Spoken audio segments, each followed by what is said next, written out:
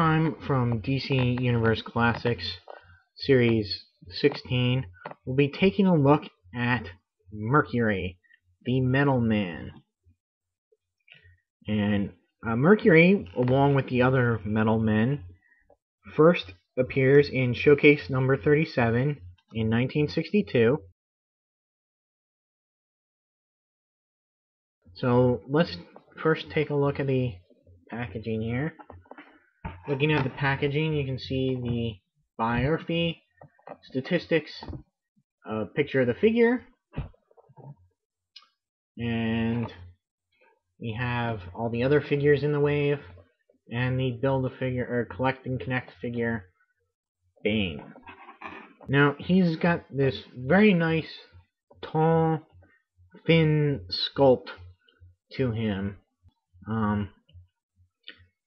I'd like to say it was the Dead Man, but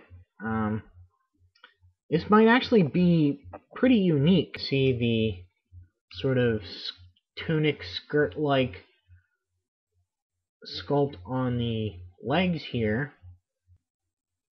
He does have this tunic piece here in front, like all the Metal Men so far have had this. And if you bend his articulation back, it does kind of float out here. That's what I call it, floating out here a little bit too much. But it's handled quite nice. I do like of course, the Mercury design here on the tunic front, as well as on his forehead. He's got a very nice face sculpt, with like that huge chin and nose. Kind of reminds me of Pinocchio or Cyrano de Bergerac, or Steve Martin in Roxanne. A very nice paint job on here. Pretty much it's all the same red, so I'm wondering if it's just not molded in the plastic itself and not really painted, except for the eyes and the two symbols there.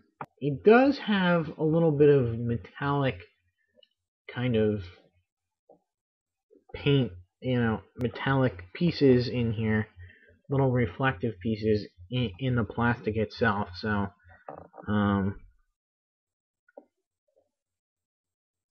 don't know if you can see that. It's not totally flat red, but it is a flatter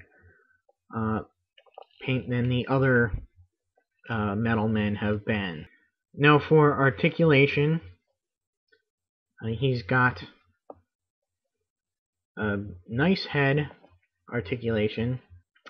Arms go all the way around, out to the side, rotate at the bicep, of course the double joint at the elbow, and his hands bend and rotate. He's got ab articulation, which is very slight, mostly back, but because forward is hampered by the front piece to his tunic. And waist articulation, again, pretty stiff and limited by the front piece there. Legs, forward, back a little bit, out to the side, very nice.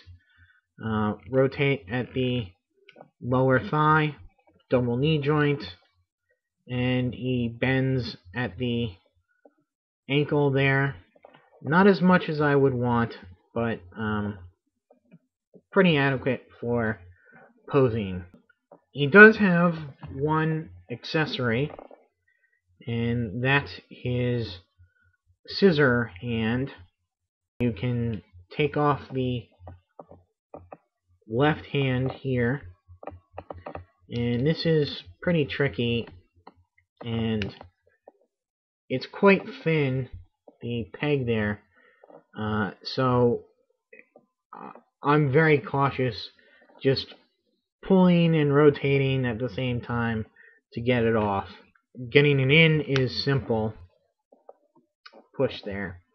And not only does this hand attachment rotate at the wrist and bend at the wrist, but it also rotates here at the bubble, I guess you would call it. The scissors do open and close. They are non-functioning scissors, of course. Let's get his other hand in.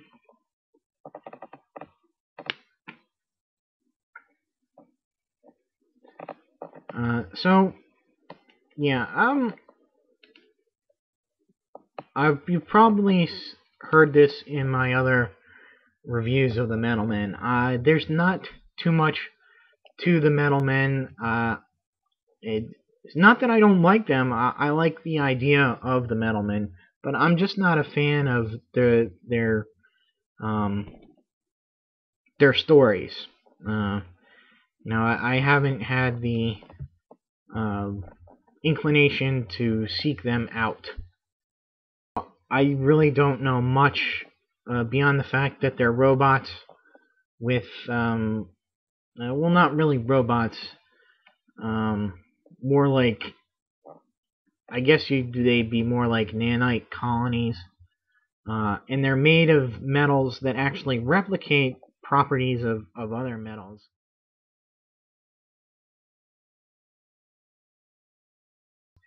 And they have these device in them called the responsometer, built by the robotic genius Will Magnus, and the personality is each responsometer has its own personality that they replicate.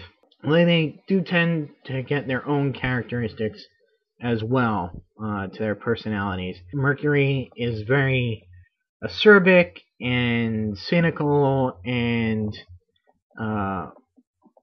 basically he's kind of the grump of the group. Sarcastic and not believing, but that's all pretty much kind of bluster, so he doesn't really feel like that deep down. He just hides it with all that stuff. And he is a bit boisterous as well. Very proud of the fact that he's the only metal that is liquid at room temperature. And I don't think there's a appearance that I've read of him where he doesn't tell that to anybody who will listen. And even times when people don't want to listen. The Metal Men make much more interesting guest stars than they do as main characters in a book. At least that's my feeling. I guess that'll be it for the Series 16 of the DC Universe Classics figure, Mercury. And until my next video, see ya.